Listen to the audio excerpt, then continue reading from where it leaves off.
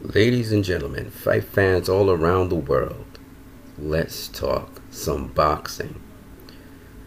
Today I want to talk about the importance of the feint.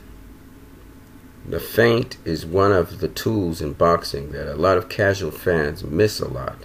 They don't see all the feinting that boxers do in the ring.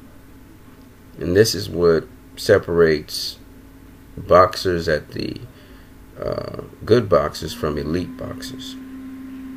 Now let's talk about the use of the feint. Right now you're watching Marcos Maidana loop a punch and hit Adrian Broner. Now you would think, oh, he just looped a punch and hit this guy straight, but there's something else that's going on there. So I'm going to explain what Paulie Malignaggi already explained about this particular maneuver. Now let me explain first and foremost that Marcos Maidana did a feint here. It's called an offensive feint because it's actually designed to trick Broner into making a movement for which he was expecting something else. So let me explain what a feint is first of all. A feint in boxing is a movement to trick your opponent into believing that either something is coming at them or that that you're actually throwing a shot that you're not going to throw. Okay?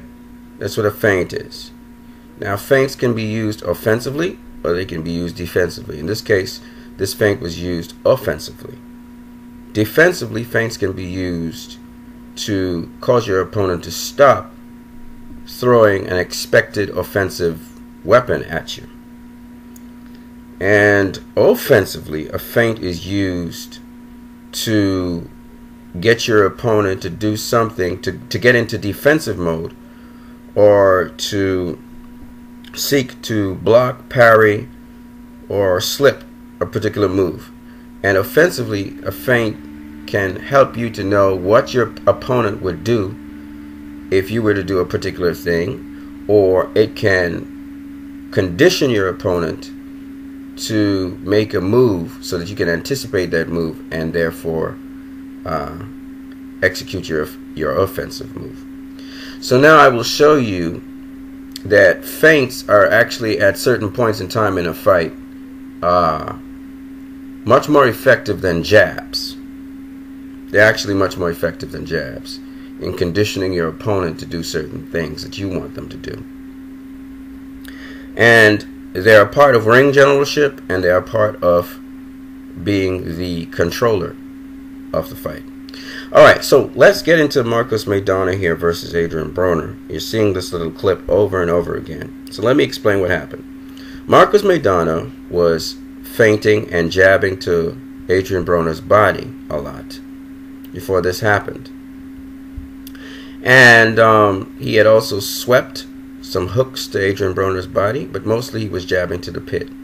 So what Marcos Maidana begins his punch in a very fluid motion is he does as if he's going to jab to Adrian Broner's body. So what you're going to see Adrian Broner do here is he's going to parry with his right hand.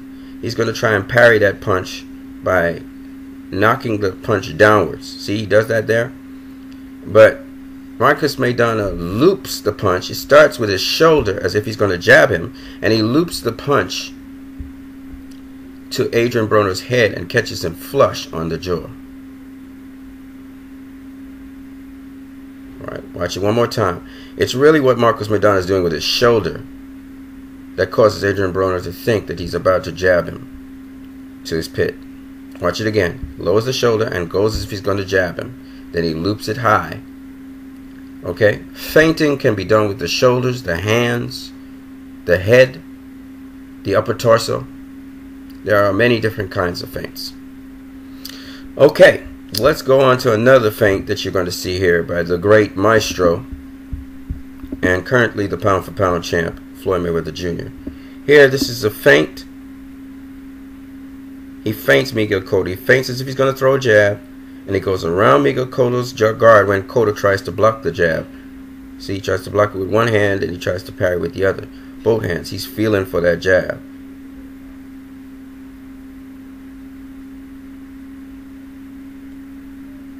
Again, this is an offensive feint.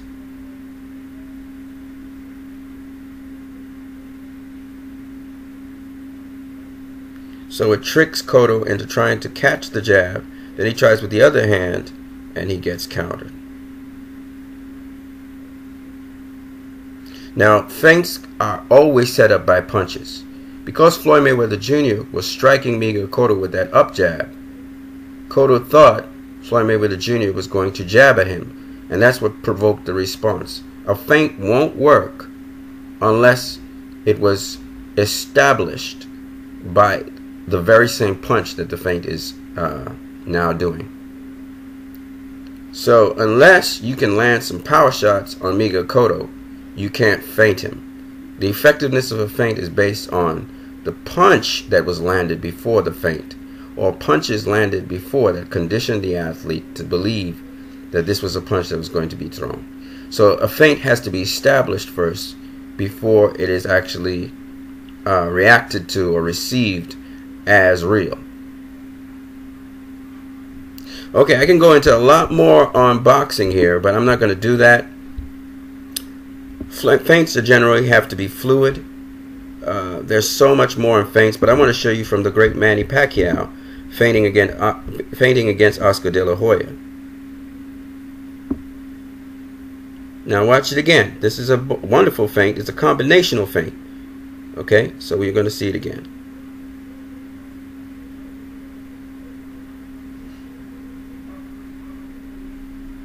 Apparently we're not getting it as fluidly as we would like. There it is. So he throws as if he's going to left hook Oscar De La Hoya, opening him up for that right, that straight right. Watch it again. So Pacquiao is not really attempting to hook Oscar De La Hoya with the left hook. He's actually feinting him with the left hook to open him up for that straight right.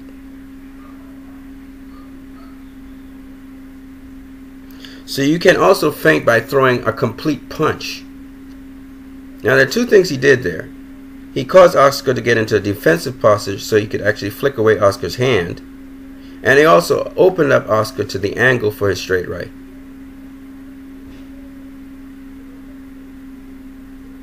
There are many different kinds of offensive feints. There are many different ways to throw a feint. And so that's what makes boxing so interesting. Now you have to understand the positioning of the boxer's body also helps with feinting. Okay?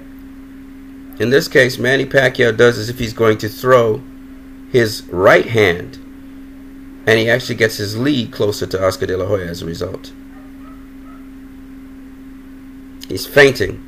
So he's feinting as if he's going to throw the right hand. See, his shoulders make the feint, and he instead throws the straight left. This is how Manny Pacquiao closes the distance against somebody taller. He's actually slipping Oscar De La Hoya. Oscar De La Hoya doesn't realize it. Oscar thought he was gearing up to throw the right. He's really gearing up to throw the straight left. So these are the brilliant things about feinting. And I can talk a lot more about feinting and why it's actually sometimes much more effective and much more tricky than just jabbing. And for a guy short like Manny Pacquiao to be able to split Oscar's defense, the major reason is because Oscar's expecting a straight right, and instead he gets a straight left. Alright? Alright, you guys have a great day.